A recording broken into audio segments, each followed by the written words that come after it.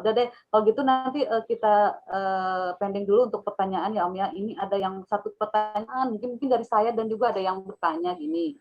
Pertanyaannya Om Dep, ya saya bacakan ya.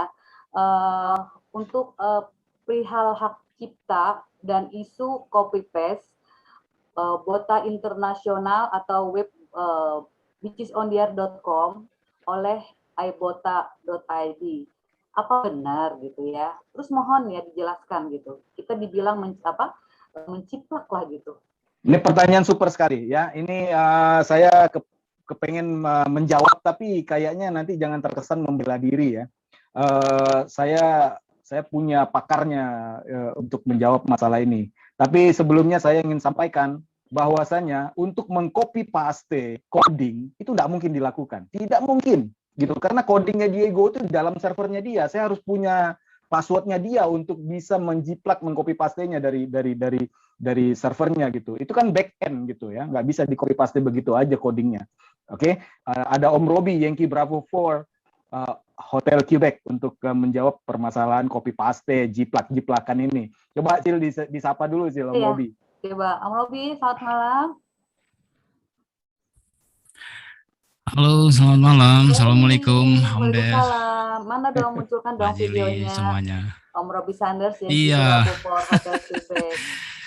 Mohon maaf ini jaringan saya di sini hanya GSM. Jadi tadi saya coba munculin videonya, saya putus-putus dengar suaranya. Jadi saya terpaksa tutup videonya gitu. Oke.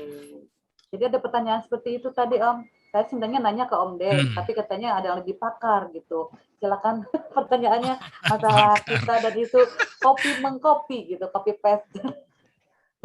Iya, iyalah. Terima kasih lah kalau saya diberi kesempatan. Saya di sini bukan ahli, tapi ya kebetulan mungkin karena saya pernah menimba ilmu di Fakultas Hukum, jadi mungkin ya saya share saja pengetahuan saya dengan kawan-kawan di sini. Sebelumnya saya mohon maaf, saya tidak dalam posisi membela iBota, karena saya juga pertama bukan admin gitu ya. Jadi ini saya memberi penjelasan, memang saya berusaha objektif gitu.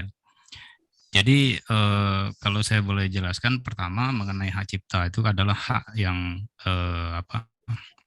diberikan atau didapat bagi seorang penemu, pembuat atau pencipta lah gitu ya.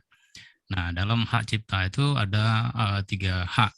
Itu ada hak eksklusif, ada hak moral, ada hak ekonomis.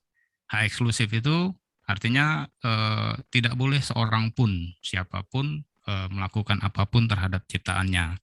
Ya misalnya kalau dia menciptakan atau melukis gitu ya, membuat sebuah lukisan gitu atau desain, itu tidak boleh siapapun menduplikasi, mengcopy atau mendistribusikan, memperbanyak selain dia gitu.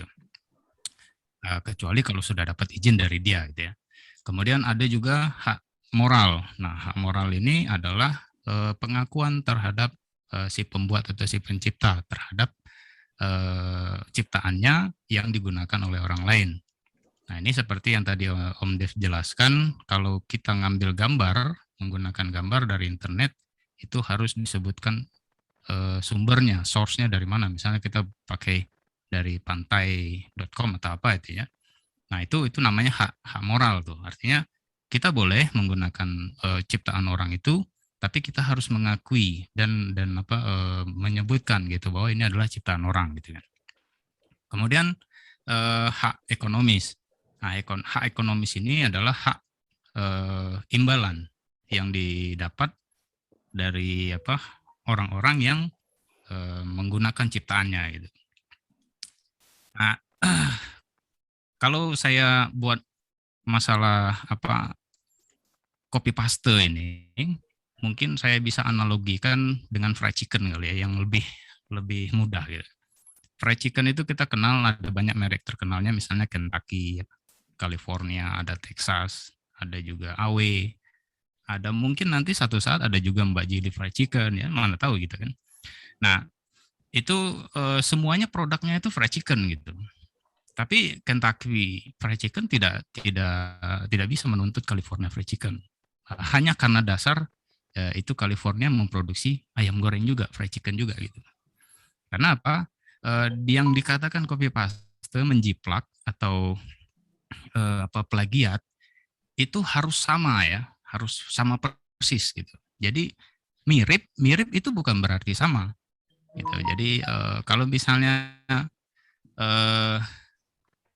nama Kentucky Fried Chicken, nah itu kan memang namanya nama trademark ya, artinya itu merek dagang dan itu dihaki oleh si perusahaan dari Kentucky Fried Chicken itu. Nah itu memang nggak boleh lagi dipakai. Nah penggunaan California Fried Chicken, walaupun ada kata-kata fried chicken itu tidak melanggar hak cipta karena berbeda, walaupun mirip ada fried chickennya gitu. Nah itu kira-kira analoginya. Nah ke masalah Bota dengan iBota ini, ya memang saya juga menyesalkan ya kejadian ini. Maksudnya kejadiannya tuh yang saya sesalkan tuh tindakan kawan kita Om Diego itu. Karena beliau itu melontarkan tuduhan yang sangat serius gitu ya. Kalau bagi saya itu serius benar itu. Melontarkan tuduhan di publik dan melakukan tindakan-tindakan yang ya bisa berujung kepada kalau di Indonesia namanya mungkin perbuatan tidak menyenangkan, fitnah segala macam itu masuknya ke situ gitu ya. Misalnya ya kenapa saya bilang begitu, karena tuduhan Om Diego itu kalau saya melihatnya sih tidak berdasar ya. Yang pertama begini, kalau dikatakan Om Diego itu menggunakan istilah knock off itu mencontek ya, menduplikasi lah kira-kira begitu ya. Ini apa nih yang diduplikasi atau yang dicontek dari Bota di iBota? Kalau misalnya yang dicontek itu adalah namanya, Bitches on the Air, itu adalah sebuah nama, ya ini kita kembali kepada penggunaan hukum di merek dagang, trademark. Pertanyaan kita, apakah Om Diego dan kawan-kawan itu sudah mendaftarkan Bitch on the Air itu sebagai sebuah trademark? Ya, kegiatan amatir radio yang saya baru tahu, maksudnya yang saya tahu itu cuma ada satu yang sudah didaftarkan sebagai trademark, yaitu RSGB iOTA. Nah itu RSGB iOTA itu memang itu merek dagang itu, karena iOTA itu sendiri organisasinya itu sudah menjadi sebuah perusahaan. Jadi kalau kita di Indonesia mau menggunakan nama RSGB iOTA itu nggak boleh lagi. Tapi kalau kita cuma pakai iOTA atau Indonesian iOTA, itu sudah sesuatu yang berbeda gitu ya. Nah, mengenai Bota ini tadi, Bitches on the Air, kalau dipandang bahwa itu adalah sebuah nama, lah ini kan beda. Di tempat yang dikembangkan oleh Om Dev dan kawan-kawan ini Indonesian Bitch on the Air. Ini sudah sesuatu yang berbeda gitu. Sama seperti misalnya RSGB iOTA itu adalah sebuah merek dagang, terus kita di sini di Indonesia mau pakai juga dengan sebutan iOTA tapi dengan Indonesian iOTA gitu.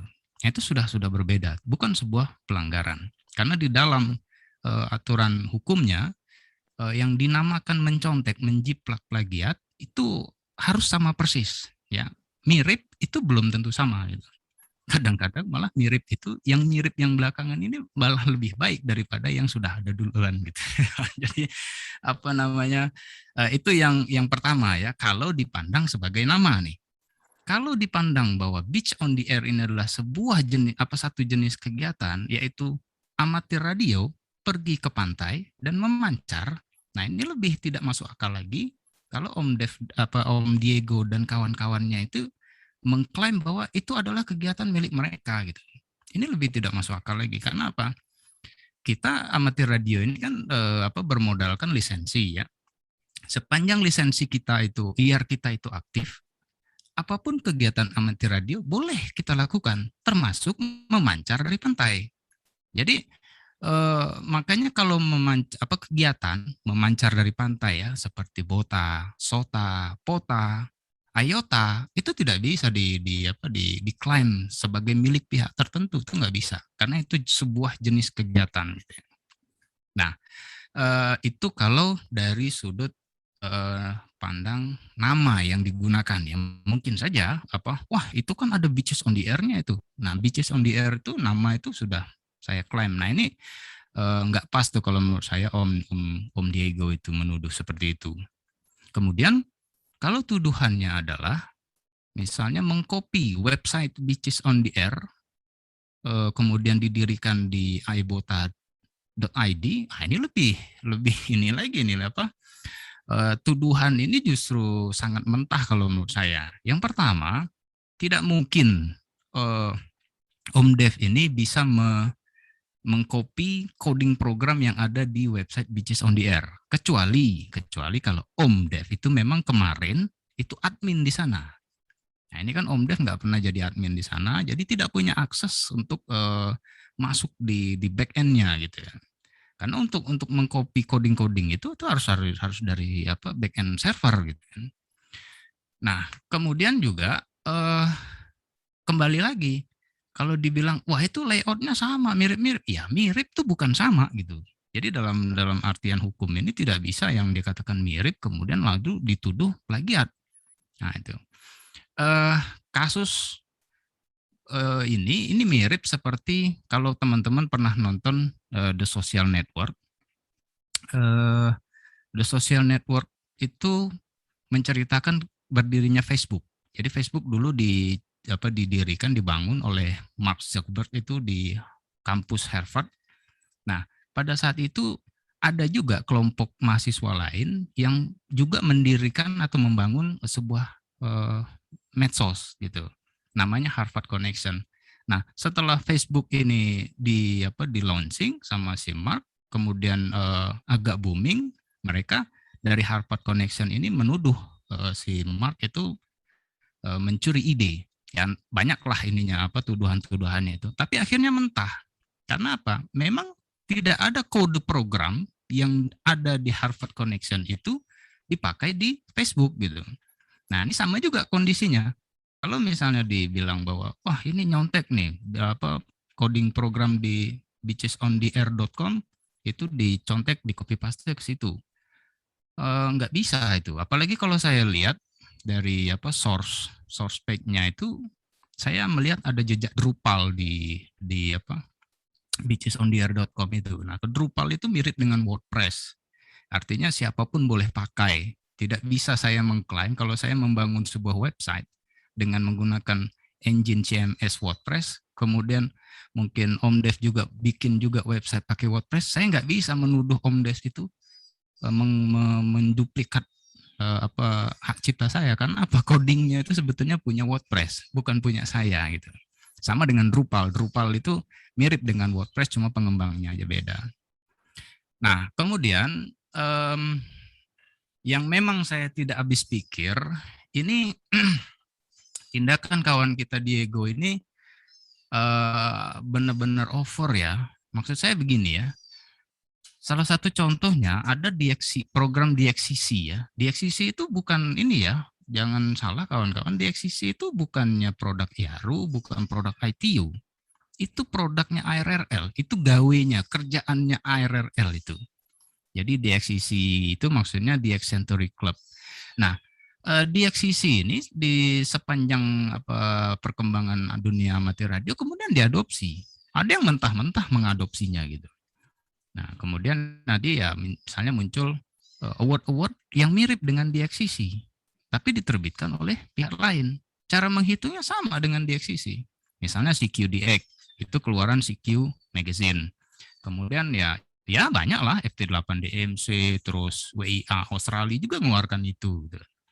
Tapi ARRL segitu besarnya dia nggak ngamuk-ngamuk kayak Om Diego gitu. Padahal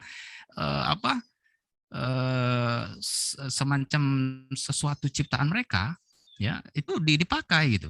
Itu ARRL tuh yang punya gawe itu di DXCC itu. Mana ada negara Malaysia Timur, Malaysia Barat. Itu cuma ada di ARRL.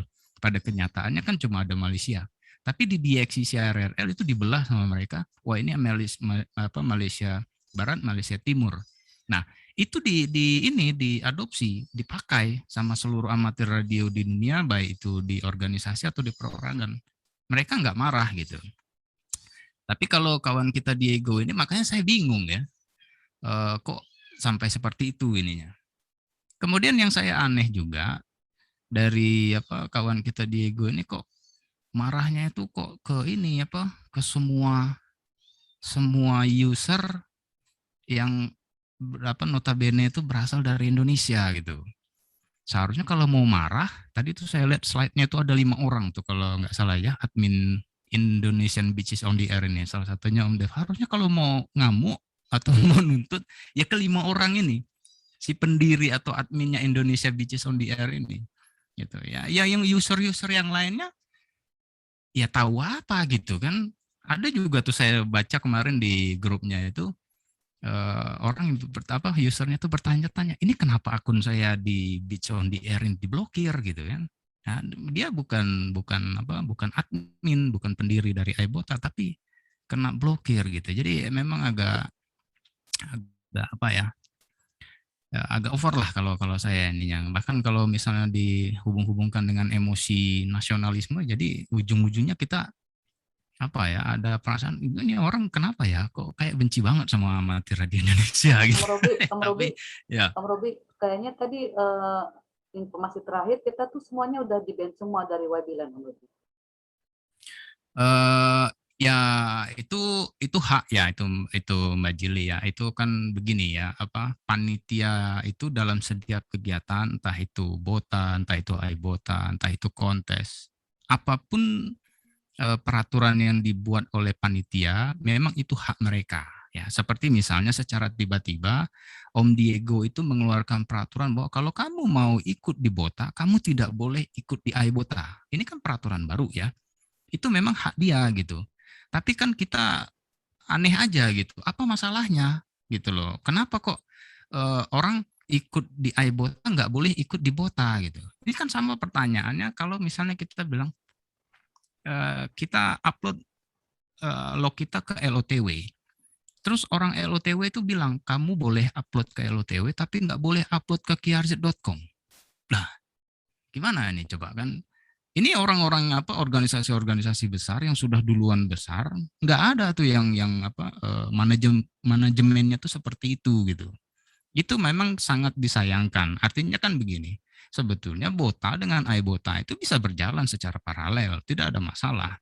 Saya lihat juga beberapa aktivasi kemarin itu logonya banyak benar tuh. Ada BOTA, ada iBota, ada BOTA YB6DX, ya toh. Saya pikir nggak ada masalah gitu. Artinya makanya saya tuh bingung kenapa Om Diego itu kok sampai seperti itu. Jadi makanya terakhir komen saya di sana itu agak pedas. Saya melihat seperti apa ya, mereka itu seperti anjing yang kehilangan tulang gitu, tulang makanan anjing itu.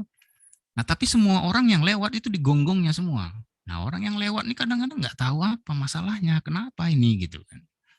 Tapi saya pikir ya sudahlah, itu tidak perlu kita permasalahkan lagi ya. Kalau memang manajemen dari BOTA itu seperti itu, ya apa boleh buat gitu kan.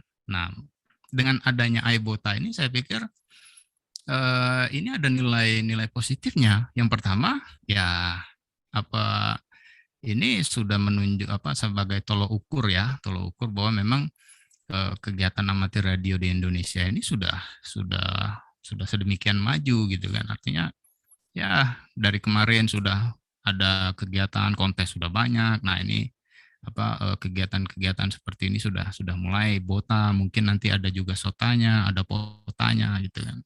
Jadi memang ini sesuatu yang positif, dan saya pikir kawan-kawan amatir Indonesia seharusnya ini menyambut baik, dan ya sama-sama lah kita ramaikan ini gitu ya. Karena memang salah benar itu kawan kita Om Diego itu membanet amatir radio dari Indonesia. Indonesia ini surganya surganya IOTA, surganya pantai, surganya SOTA, surga segala macam. Kalau orang Indonesia dilarang, tapi memang benar ya itu Mbak Jeli. Kalau saya lihat BOTA itu sibuk, maksudnya jadi benar-benar aktif itu sejak amatir radio Indonesia itu bergabung ke sana. Bahkan saya dengar kabarnya ya, saya nggak tahu persis ini ya. Katanya sampai Om Diego itu merubah secara sepihak peraturan di sana karena tidak mau amatir radio Indonesia itu seperti mendominasi di Bota itu gitu ya. Ya itu ruginya di sana. Jadi kalau diusirnya semua amatir radio Indonesia itu ya akhirnya Bota ya begitu-begitulah gitu. Jadi kembali lagi ke masalah legal, sekali lagi saya katakan bahwa iBota ini tidak ada pelanggaran yang dilanggar gitu, baik dari segi hak cipta, kemudian dari pelanggaran hukum segala macam. Lancar Pak, dilanjut Om. Lancar ya. Lanjut. Ya, oke, ya. Ya, jadi itu aja Om saya pikir yang ingin saya jelaskan di situ aja. Pertama, yang dikatakan plagiat itu ada step-step yang harus